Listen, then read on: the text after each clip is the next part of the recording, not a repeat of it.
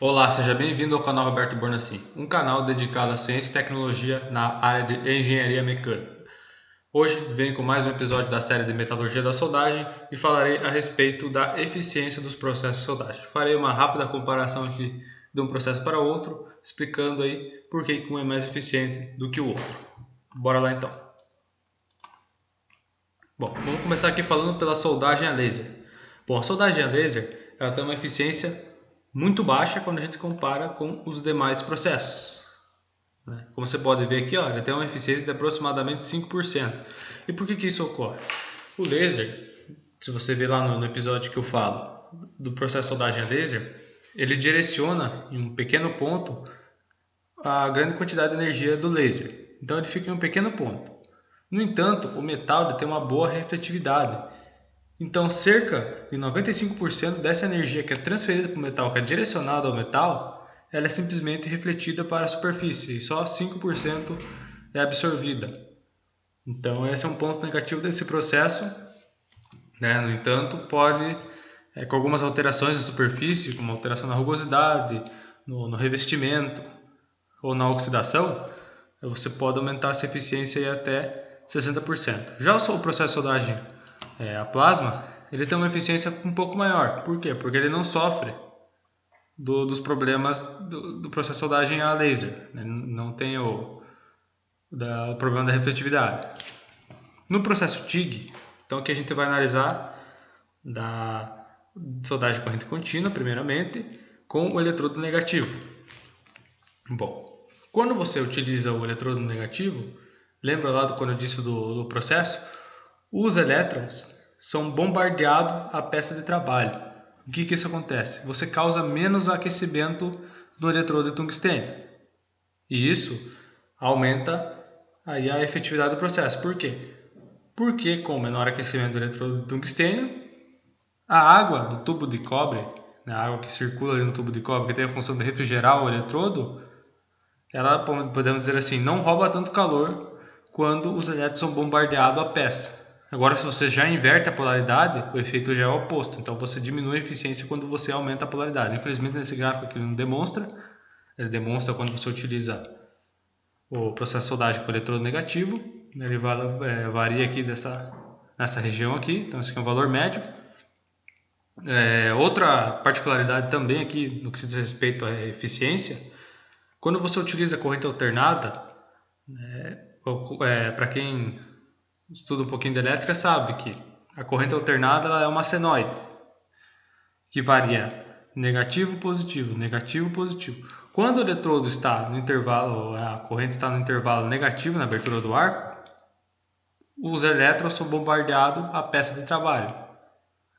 Já quando está na polaridade positiva, são bombardeados ao eletrodo. Então essa alteração faz com que você aqueça muito mais o eletrodo quando você solda com corrente alternada.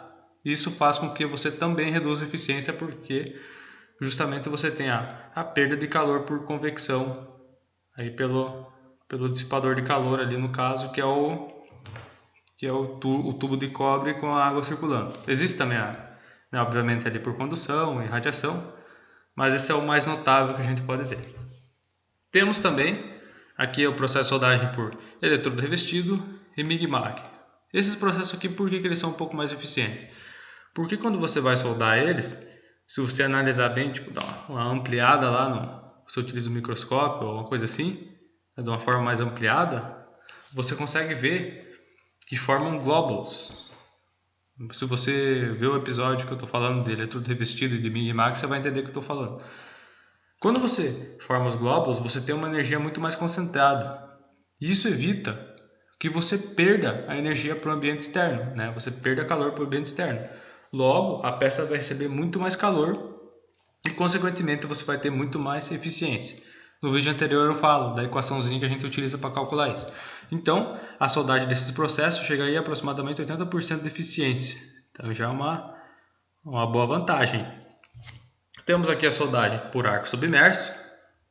Também tem os vídeos que eu falo, só você ver na playlist aí que eu falo de cada um desses vídeos aqui, desses processos de soldagem que eu estou citando. Bom, aqui no processo de soldagem por arco submerso, você tem essa maior eficiência justamente devido aos fluxos granulares.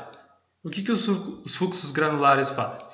Ele protege a poça de fusão do ambiente externo, então ele cria uma resistência térmica e evita que você perda calor para o ambiente externo. E consequentemente, você tendo uma menor perda de calor, você vai ter um melhor aproveitamento, uma maior transferência desse calor para a peça. E consequentemente, você aumenta a eficiência. O processo de soldagem por feixe de elétrons, né, ele não sofre daquele problema lá da refletividade, até abre o keyhole, que é o buraco de fechadura. Então, a partir do momento que você já abre o buraco de fechadura, aqui nesse processo de soldagem por feixe de elétrons, você já abre o keyhole. O keyhole, para quem não sabe, né, o buraco de fechadura, ele é um corpo negro. O que é um corpo negro? Ele tem uma absortividade muito alta. Então, a energia que eu transfiro para um corpo negro, ele absorve muito mais do que os outros processos aqui. Então, quando você realiza aí o keyhole, você aumenta a eficiência desse processo aí numa quantidade bem significativa. Então, a respeito desse vídeo aqui, né, desses processos ali, agora eu vou falar de uma forma particular aqui de alguns estudos utilizados. Só relembrando que o livro que eu utilizo como base aqui é o do Alden Metallurgy, está aqui na descrição, do autor Cole. Só você ver a descrição do vídeo que vai estar aí o nome do livro que eu utilizo como base para a série, beleza? Então aqui tem uma comparação da eficiência do arco em relação à velocidade de soldagem. Então aqui para o processo TIG e para o processo de soldagem a plasma. Então aqui a gente pode notar que com o aumento da velocidade a eficiência salta bem consideravelmente. Então você analisa aqui do processo do TIG, né? Ele salta aqui quando você tem uma velocidade de soldagem aproximadamente de 2,5 milímetros por segundo, você salta aí para 20, a eficiência vai mais ou menos aí de 62% lá para 80%, né? Até mais um pouco.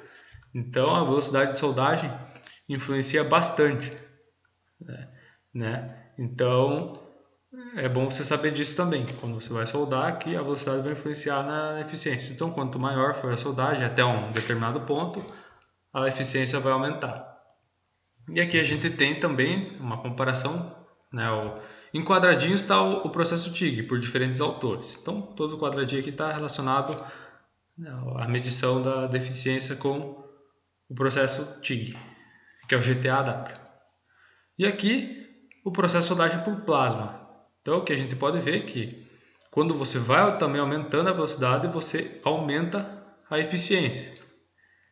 Então, é importante a gente entender isso também, né?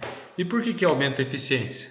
Porque você facilita a troca de calor, né? Quando você vai fazendo, você vai tendo uma solidificação um pouco mais rápida e você vai facilitando aí a troca de calor na peça, né? É a equaçãozinha de Fourier. Vamos passar aqui.